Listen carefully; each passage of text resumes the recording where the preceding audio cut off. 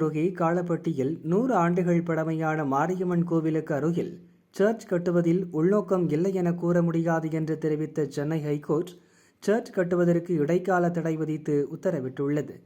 இந்த சம்பவத்தில் பின்னணி மற்றும் நீதிபதிகள் உத்தரவில் கூறியிருப்பது என்ன என்பது பற்றி வக்கீல் சண்முகம் சொல்கிறார். தற்பொழுது பரபரப்பாக மெட்ராஸ் ஹைகோர்ட் கொடுத்த ஒரு தீர்ப்பை தான் நாம் இன்று பார்க்க போகிறோம். இது என்ன தீர்ப்புன்னு பார்த்தீங்கன்னா, மேலோட்டமாக பார்த்தா சர்ச் கட்ட வேண்டாம் என்று இடைக்கால உத்தரவு ஒரு ஸ்டே ஆர்டரை கொடுத்துருக்காங்க, இன்ட்ரீம் இன்ஜெக்ஷன் மெட்ராஸ் ஹைகோர்ட். இது எப்படி சாத்தியம்? ஒரு ஜனநாயக நாட்டில் ஒரு சர்ச் கட்ட வேண்டாம், கோயில் கட்ட வேண்டாம், மசூதி கட்ட வேண்டாம்னு சொல்ல முடியுமா? அதுதான் இந்த தீர்ப்பின் மூலமாக நம்ம பார்க்க போகக்கூடிய விஷயம். கோயம்புத்தூர் மாவட்டத்தில் காளப்பட்டி கிராமத்தில் சேரன்மகா நகரில் ஒரு சர்வே நம்பர் SF நம்பர் 155/2. இது old survey number. New survey number என்னென்னா 1275. இது புது சர்வே நம்பர்.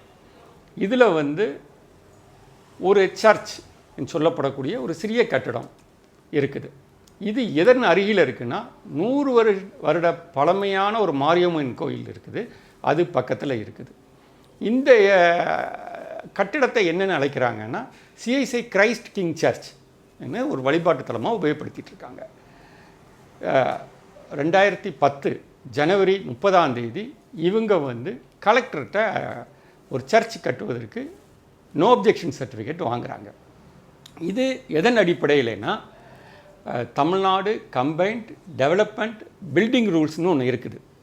இதுபடி பார்த்தா இந்த Tamil Nadu combined development and building rules படி எந்த ஒரு வழிபாட்டு தலத்தையும் கட்டுவதற்கு கலெக்டரிடம் NOC வாங்கி கவர்மெண்ட்டுக்கு போனால் தான் கட்டுவதற்கு அனுமதி கிடைக்கும். இதுதான் அடிப்படை விஷயம். ஸோ இவங்க வாங்கிட்டாங்க.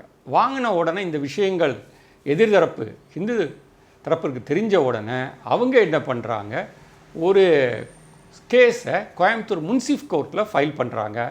அது OS 1378/2011 சொல்லி நம்பர் ஆகுது.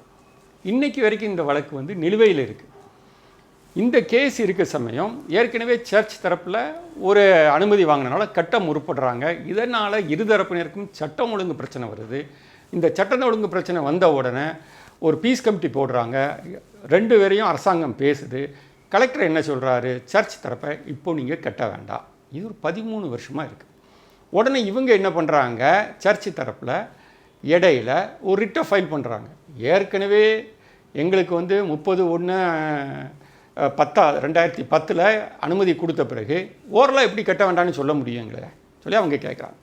அப்போ மெட்ராஸ் ஹைகோர்ட் சர்ச்சுக்கு சொல்லுது, கோயம்புத்தூர் முன்சிஃப் கோர்ட்டில் நிலுவையில் இருக்கிறதுனால வழக்கு முடிஞ்ச பிறகு நீங்கள் மீண்டும் மனு கொடுத்து அதை அதில் கட்டடம் சர்ச்சு கட்டுவதற்கு நீங்கள் அதில் முடிவு செய்யுங்கன்னு சொல்லி அதை டிஸ்போஸ் பண்ணி அதை ரிட்டை க்ளோஸ் பண்ணிடுறாங்க.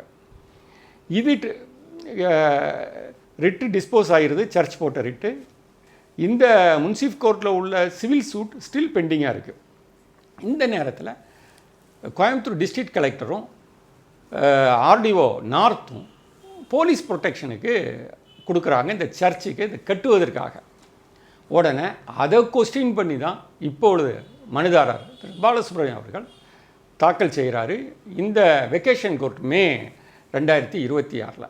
அப்போது அது நம்பர் ஆகி 21/5/26 வர சமயம் மனுதாரர் தரப்பில் இதை உடனே விசாரிக்கணும்னு சொல்ல சமயம் என்ன அர்ஜென்சி இதில் இருக்குது கேட்டாங்க. அப்போ ஷார்ட் நோட்டீஸாக போடுங்க, ஏன்னா இப்பொழுது உள்ள அரசியல் சூழ்நிலையெல்லாம் மாறி இருக்கு.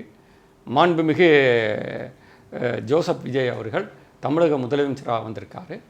மாண்புமிகு சபாநாயகர் அவர்கள் சட்டசபையிலேயே ஓப்பனாக சொல்கிறாங்க, 1000 பைபிள் இலவசமாக கொடுத்துருக்கேன், பிப்ளிக்கல் ஃப்ரேஸ் எல்லாம் சொல்கிறாரு. அதே மாதிரி மதுரை MLA சட்டமன்ற உறுப்பினர் திரு முஸ்தபா அவர்கள் சனாதனத்தை ஒழிப்பேன் என்று சொல்கிறாங்க. சில கிராமங்களில் போஸ்டர்கள்லாம் ஒட்டப்பட்டிருக்கு, அதில் நம்ம சர்ச் கட்டணும்னு சொல்கிறாங்க. ஸோ இந்த மாதிரி சூழ்நிலைகள் இருக்கிறதுனால இதை உடனே எடுக்கணும்னு சொன்ன உடனே 29/5/26 இதை போடுறாங்க ஷார்ட் நோட்டீஸ். இந்த சர்ச் தரப்பும் ஆஜராகி எங்களுக்கு பதில் கொடுப்பதற்கு கவுண்டர் ஸ்டேட்மெண்ட் போட டைம் வேணும்னு கோரும் பொழுது நீதிமன்றம் சில விஷயங்களை கருத்தில் கொள்கிறாங்க. என்னெல்லாம்னா, இது என்னது, இந்த கோயம்புத்தூர் மாவட்டத்தில் இந்த காலப்பட்டி கிராமத்தில் எந்த இடத்துல இந்த சர்ச் வருதுன்னு பார்க்குறாங்க. இங்கே ஒரு மாரியம்மன் கோயில் ஒரு 100 ஆண்டுகளுக்கு மேலே பழமையான ஒரு கோயில் அது இருக்குது. அந்த பகுதி மக்களால் இதை வழிபட்டுட்டு வராங்க. ஆரம்பத்தில் 350 குடும்பங்கள் அந்த இடத்துல இருந்திருக்குது. சில ஃபியூ பீப்புள் தான் கிறிஸ்டின்ஸாக இருந்திருக்காங்க, 3 ஃபேமிலி தான். அதன் பின்பு தற்பொழுது ஒரு 950 ஃபேமிலி ஹிந்துஸ் இருக்காங்க, ஒரு 15 பேர் குடும்பங்கள் இஸ்லாம் தழுவியிருக்காங்க, சில பேர் கிறிஸ்டின் தழுவியிருக்காங்க. இது அந்த ஜட்ஜ்மெண்ட்டில் சொல்கிறாங்க.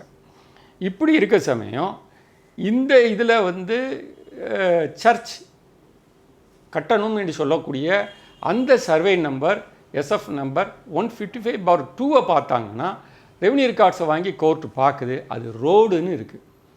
அதாவது ஆர்எஸ்ஆரில் ரோடுன்னு வருது, யூடிஆர் எல்லாத்துலேயும்.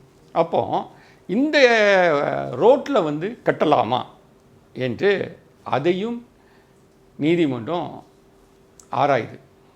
Tamil Nadu combined development building rules படி வழிபாட்டு தளத்துக்கு என்ஓசி கலெக்டர் கொடுத்து அரசாங்கத்திலேருந்து அனுமதி வாங்கி கட்டலாம். ஆனால் ரோட்டில் கட்ட முடியுமா? ஒன்று. ரெண்டாவது, கான்ஸ்டியூஷனில் வழிபாட்டை பற்றி என்ன சொல்கிறாங்க அதையும் இந்த ஜட்ஜ்மெண்ட்டில் சொல்கிறாங்க. கான்ஸ்டியூஷனில் ஆர்டிக்கல் 25(1) அதாவது மதத்தை பின்பற்ற வழிபட எல்லா உரிமையும் இருக்குது. ஆனால் அதை சப்ஜெக்ட் டு எது கட்டுப்படுத்துது? 3 விஷயங்கள்: பப்ளிக் ஆர்டர், மொராலிட்டி, ஹெல்த். இந்த 3க்கு உட்பட்டது தான் ஒரு மதத்தை பின்பற்றுபவர்களுடைய கண்ட்ரோல் பண்ணது இந்த 3. இங்கே ரோடு, அப்போ பப்ளிக் ஆர்டர் வந்துடுது, மொராலிட்டியும் வருது, ஸோ ஸ்டாப் ஆயிடுது. ஏன்னா எல்லோரும் உபயோகப்படுத்தணும் ரோடு, அதில் கட்ட முடியாது. இதையும் ஒரு அப்சர்வேஷனில் வராங்க. அடுத்தது, அப்படி எப்போ சர்வே நம்பர் 155/2 ரோடுன்னு வந்தாச்சோ அப்போது இவங்க சர்ச் தரப்பு என்ன பண்ணணும்? இந்த இடத்துக்கு ஓனர்னு சொல்லி டிக்ளரேஷன் சூட்டு, சிவில் சூட்டு போடணும், போட்டு முதல்ல டைட்டிலை நிரூபிக்கணும் என்பதையும் இந்த இதில் சொல்கிறாங்க.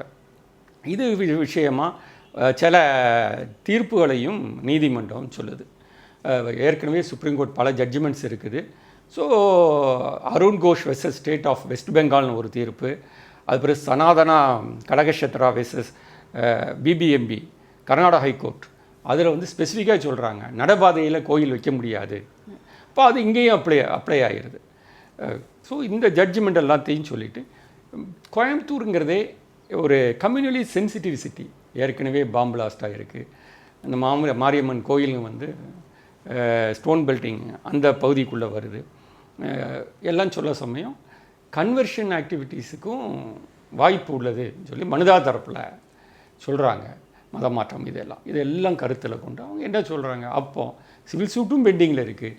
ஸோ அதனால் ஒரு இன்ட்ரீம் இன்ஜெக்ஷன் மனுதாரருக்கு சாதகமாக வழங்குறாங்க. இடைக்கால தடை உத்தரவு, மெயின் கேஸ் டிஸ்போஸ் ஆகலை, ஸ்டில் பெண்டிங்கில் இருக்குது main case. Till the disposal of the main case, அதாவது மெயின் ரிட்டு நிலுவையில் இருக்குது, அது வரைக்கும் கட்டடத்தை கட்டக்கூடாது சொல்லி தற்காலிக ஸ்டே உத்தரவு மனுதாரருக்கு சாதகமாக சர்ச் கட்டக்கூடாதுன்னு மெட்ராஸ் ஹைகோர்ட் தீர்ப்பு வழங்கியிருக்கு. இதிலிருந்து நம்ம ஒன்று தெரிஞ்சுக்கணும், எந்த ஒரு வழிபாட்டு தலமாக இருந்தாலும் Tamil Nadu combined development and building rules படி அதில் வாங்கதாக இருந்தால் கலெக்டர் என்ஓசி கொடுக்கணும். இந்த தீர்ப்பில் இன்னொன்று சொல்கிறாங்க, டிஸ்ட்ரிக்ட் கலெக்டர் மெக்கானிக்கலாக நோ அப்ஜெக்ஷன் சர்டிஃபிகேட் கொடுக்கக்கூடாது. அப்படின்னா என்ன? கலெக்டர் அவர் மைண்டை அப்ளை பண்ணணும். அவருடைய உத்தரவு ஸ்பீக்கிங் ஆர்டராக இருக்கணும். அங்கே எவ்வளவு ஜனங்கள் இருக்காங்க, அதில் பெரும்பான்மையான ஜனங்கள் எத்தனை பேர் இருக்காங்க, எந்த மதத்தை சார்ந்தவங்க, அதனால் சட்டம் ஒழுங்கு பிரச்சனை வருமா, இது போன்று எல்லாம் அனலைஸ் பண்ணி தான் அந்த என்ஓசி கொடுக்கப்பட வேண்டும் என்பது இதன் அர்த்தம். ஹைகோர்ட் தீர்ப்பு தெளிவான ஒரு தீர்ப்பாக இருக்குது, எல்லா மதத்திற்கும் பொதுவான ஒரு தீர்ப்பு.